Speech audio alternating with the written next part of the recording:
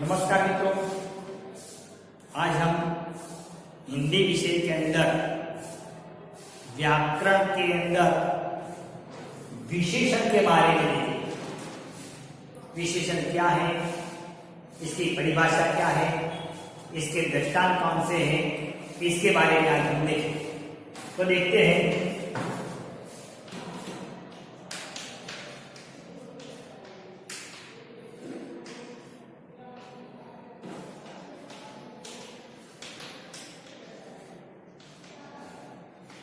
विषय हिंदी, देखिए व्याकरण, व्याकरण के अंदर विशेषण। तो देखिए विशेषण क्या है, तो विशेषण का सामान्य अर्थ विशेषतावाचक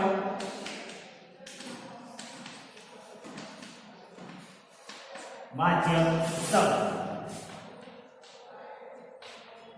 विशेषण का सामान्य अर्थ है विशेषतावाचक शब्द। दूसरी दृष्टि से देखा जाए इसको, कई संसार के अंदर कई प्राणी है, पदार्थ है, वस्तु है, व्यक्ति है और कोई स्थान है।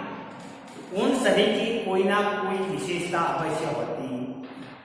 तो इन सभी की जो विशेषता बताता है वह शब्द को विशेषण बोलते हैं। और उसकी परिभाषा के बारे में देखें तो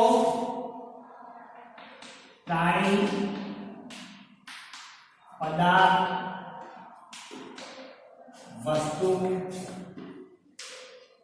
व्यक्ति या किसी भी स्थान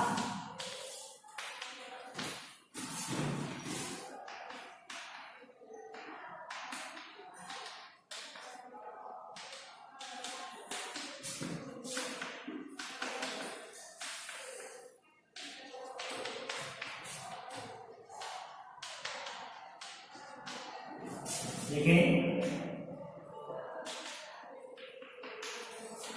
विशेषण का सामान्य अर्थ है विशेषतावाचक शब्द।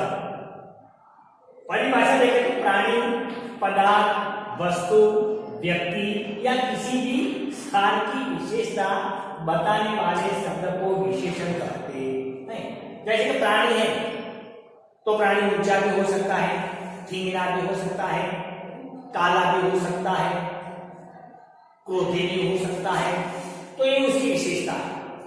पदार्थ है तो कोई पदार्थ गर्म भी होता है, कोई पदार्थ भारी भी होता है, हल्का भी होता है, रंग बिरंगी भी होता है, चौरस होता है, गोल होता है, टेढ़ा मेढ़ा होता है। यह उसकी विशेषता है। वस्तु की भी इसी प्रकार की विशेषता होती है। व्यक्ति होता है तो कोई ऊंचा होता है, कोई होशियार होता है, कोई पढ़ा लिखा होता है, अनपढ़ भी होता है, चतुर भी होता है। ये उसकी विशेषता है। स्थान है तो कोई स्थान दूर है, कोई निकट है, कोई सुहावना है, कोई रंग बिरंगी है। तो इसी प्रकार स्थान की विशेषता है। इसलिए कोई भी विशेषता बताने वाले शब्द को हम विशेषण कहते हैं। टूंक में देखें तो संज्ञा या सर्वनाम की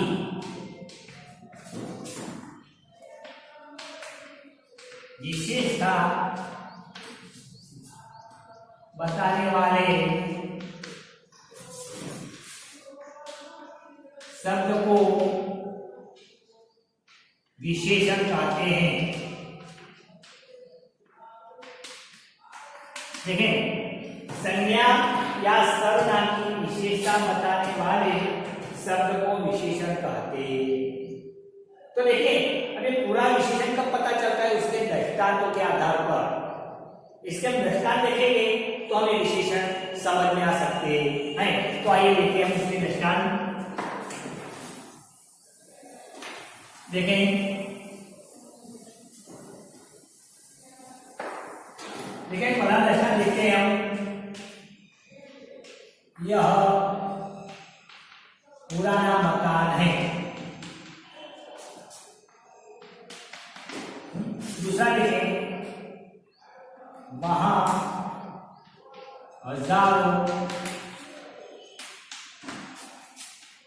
लोग थे। तीसरा देखें, ऑपरेशन में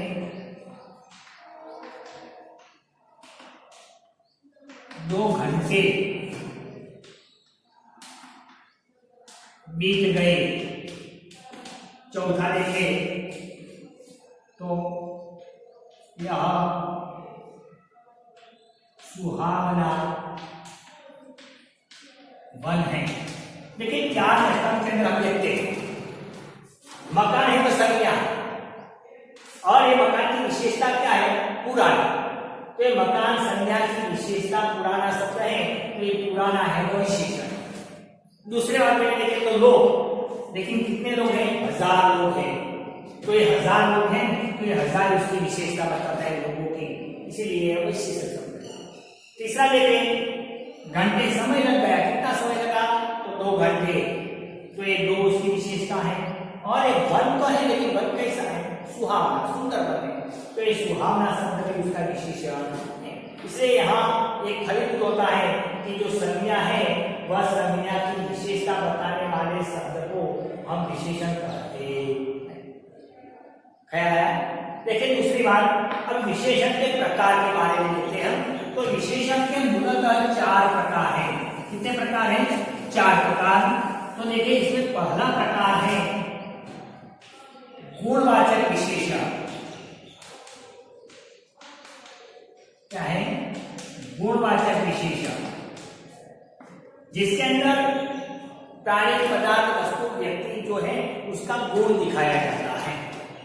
जैसे कि रमेश चतुर लड़का है। लड़का कहेंगे कैसा है? चतुर है, तो चतुर उसके गुण है। दूसरा देखें तो महेश गोरा लड़का है। तो एक गोरा उसकी गुण बताता है। इसी प्रकार जो गुण दिखाते हैं वह गुणवाचक विशेषण है। दूसरा प्रकार देखें तो वह संख्यावाचक विशेषण, संख्यावाचक विशेषण। देखिए इसके अंदर संज्ञा की संख्या दिखाई जाती है, इसलिए उसको संख्यावाचक विशेषण कहते हैं। जैसे कि 5 पांडव, पांडव तो है लेकिन कितने हैं? 5। ये 5 शब्द है वो विशेषण। देखें आधी रात बीत चुकी, आधी रात तो रात है लेकिन इसमें आधी संख्या बताता है उसको, इसलिए वो संख्यावाचक है। जैसे कि नवरत्न, राजा के दरबार में नवरत्न, ठीक, तो रत्न तो थे लेकिन कितने थे? 9। तो ये 9 है तो संख्या बताता है, इसलिए इसे संख्यावाचक विशेषण कहते हैं। देखिए तीसरा प्रकार उसका देखते हैं परिमाणवाचक। क्या है? परिमाणवाचक विशेषण। देखिए परिमाण मतलब माप, कम, ज्यादा, अधिक, थोड़ा। जैसे थोड़ा दूध, कम पानी, ज्यादा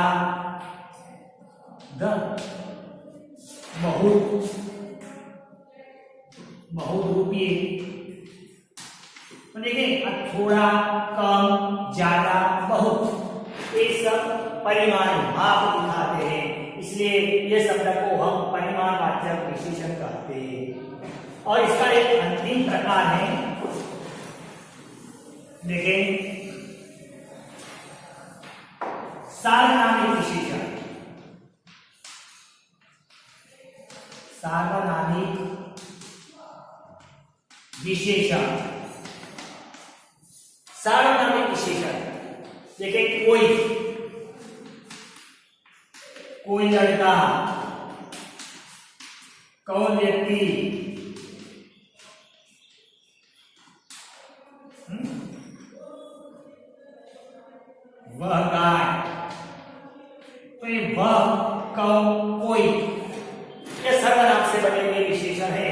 इसलिए उसको सार्वनामिक विशेषण कहते हैं। तो इसी प्रकार विशेषण के 4 प्रकार हैं: गुणवाचक विशेषण, संख्यावाचक विशेषण, परिमाणवाचक विशेषण और सार्वनामिक विशेषण। अब ये 4 प्रकार के विशेषण कैसे बनते हैं? तो कई विशेषण ऐसे होते हैं कि प्रत्यय से बनते हैं और कई विशेषण ऐसे होते हैं जो उपसर्ग के बनते हैं। देखिए, प्रत्यय और उपसर्ग, तो प्रत्यय शब्द के पीछे जो लगता है उसको हम प्रत्यय बोलते हैं और शब्द के आगे जो लगता है उसको हम उपसर्ग बोलते हैं। जैसे मित्रता शब्द है, मित्रता, इसके अंदर शब्द है मित्र और एक ता प्रत्यय लगा हुआ है, तो ये ता क्या है? प्रत्यय, इसके कारण मित्रता शब्द बनता है। और जवाब और आगे ला, ये ला उपसर्ग है, तो लाजवाब शब्द बनता है। तो पीछे लगने वाले शब्द को प्रत्यय बोलते हैं, आगे लगने वाले शब्द को हम उपसर्ग बोलते हैं। तो कई दृष्टांत ऐसे होते हैं जो प्रत्यय से बनते हैं और कई दृष्टांत ऐसे हैं जो उपसर्ग के बनते हैं। देखिए, प्रत्यय से बनने वाले 2-3 दृष्टांत देखिए हम।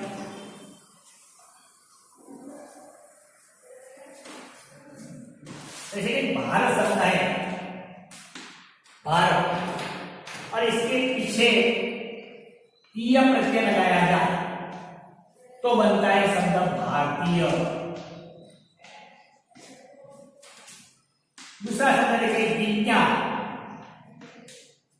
और विज्ञान के पीछे इक प्रत्यय लगाया दिया जाए तो क्या बनता है? वैज्ञानिक।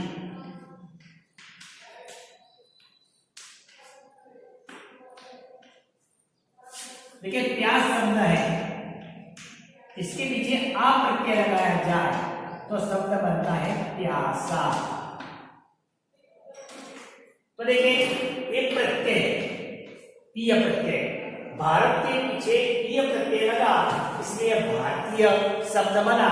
ये भारतीय शब्द है, वह विशेषण शब्द। वैज्ञान, विज्ञान, और ई प्रत्यय लगाया तो इसका विशेषण बना वैज्ञानिक। देखिए, पीछे ई बोला जाता है, पीछे ईय बोला जाता है, और प्यास अप्रत्यय लगा, शब्द बना प्यासा। क्या बना? प्यासा। तो ये आ प्रत्यय है, इसलिए प्रत्यय लगाने से भी विशेषण बनते हैं। अब उपसर्ग लगने से विशेषण कैसे बनते हैं ये देखें।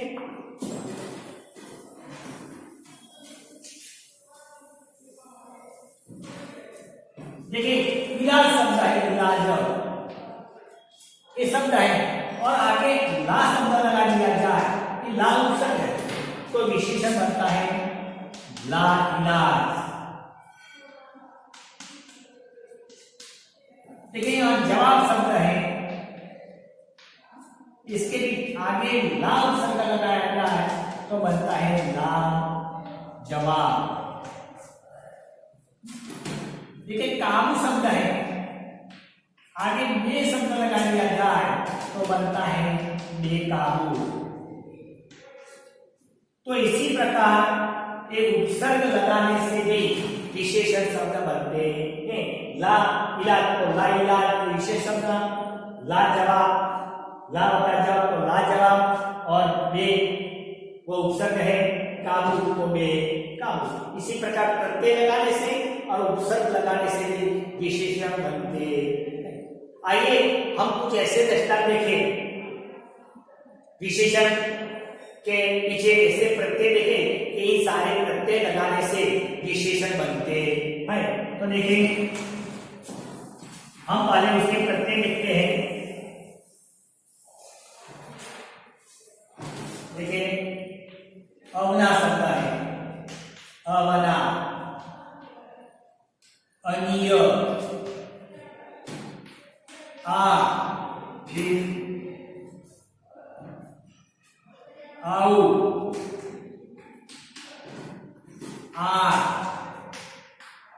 आलू,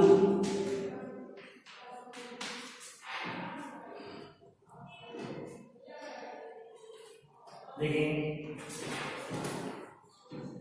ईक, ईय, ई, ईय, ईक,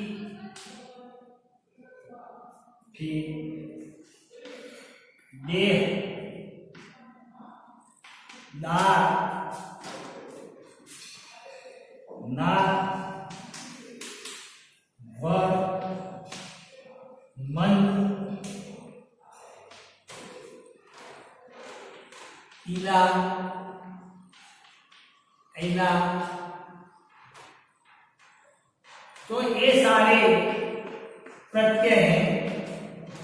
ये प्रत्यय शब्द के पीछे लगने से विशेषण बनते हैं। देखें, पहला देखते हैं हम सुहाना। एक शब्द है सुहाना। इसके पीछे अपना प्रत्यय लगाने से विशेषण बनते हैं सुहावना।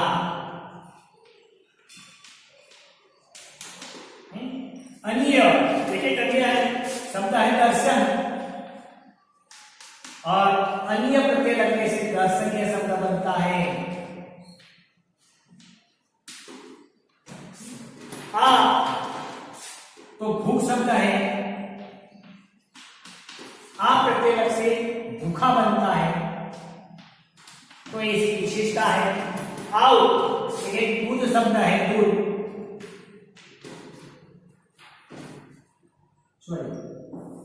कमाना शब्द है, कमाना, तो बनता है कमाऊ। दूध शब्द है, उसके पीछे आ प्रत्यय लगाने से उदार शब्द बनता है, विशेषण है। आलू, कृपा, तो कृपालु शब्द बनता है।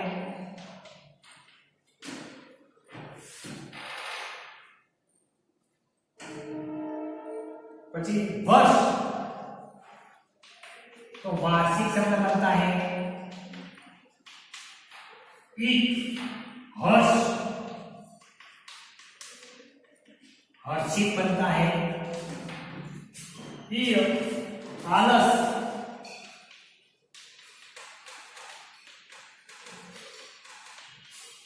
आलसी शब्द बनता है। भारत, तो भारतीय।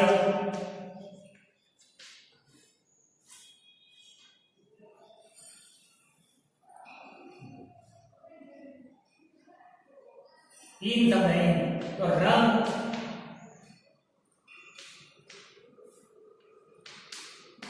रंगीन,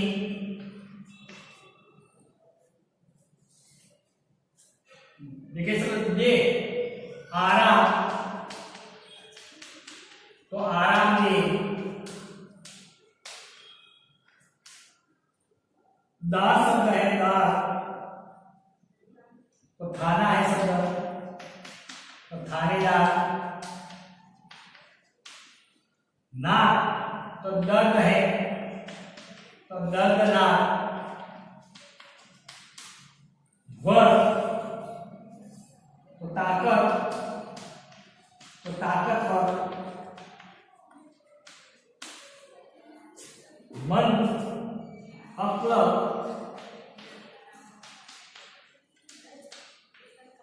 अक्लमन।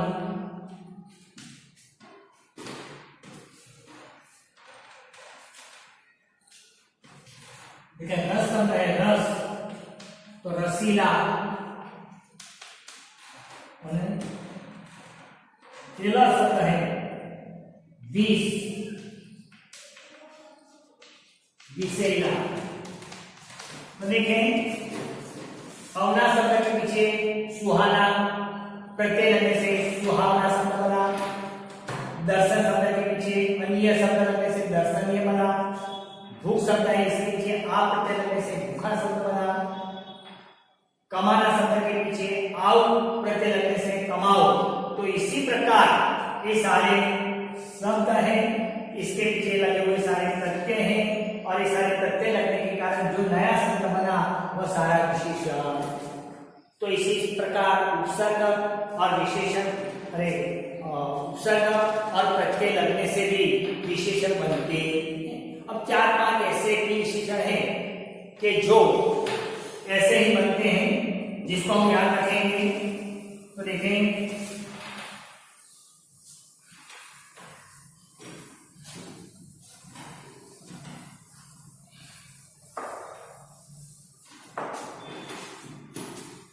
जैसे कि द शब्द है, डरपोक, पृथ्वी, पाठी,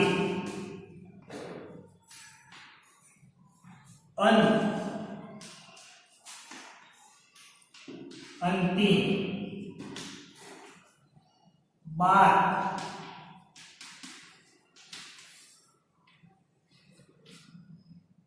मातुरी, रक्त, रक्तिम, साल, सालाना। तो ऐसे ये दृष्टांत भी आप तैयार कर ले। तो यहाँ हम व्याकरण के विशेषण जो पॉइंट है वह पॉइंट आज हम इसी का समाप्त करते हैं। Thank you.